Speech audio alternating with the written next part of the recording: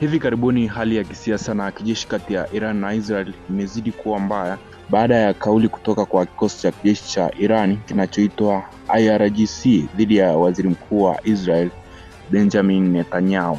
Kwa mujibu wa taarifa za hivi karibuni, IRGC imetoa onyo kali ikisema itaendelea kumtafuta na kumuua Netanyahu ikiwa bado yuko hai, kauli ambayo imeongeza mvutano mkubwa katika Mashariki ya Kati. Taarifa hiyo ilitolewa wakati vita vya Iran na Israel vinaendelea kuongezeka. Iran imedai pia kufanya mashambulizi ya makombora na ndege zisizo na rubani dhidi ya malengo ya Marekani na washirika wake katika eneo hilo.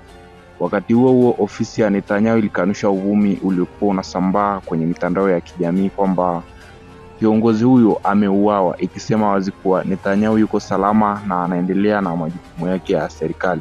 Mvutano huu unatokea katika kipindi ambacho vita kati ya Iran, Israel na washirika wao vinaendelea, na wachambuzi wa siasa za kimataifa wanaonya kwamba hali hiyo imeweza kusababisha mgogoro mkubwa zaidi katika kanda ya Mashariki ya Kati. Ujumbe wa hivi karibuni wa IRGC, katika ujumbe wake mkali, IRGC ilisema kwa maneno makali kwamba tutamfuatilia Netanyahu popote alipo hadi akipatikana.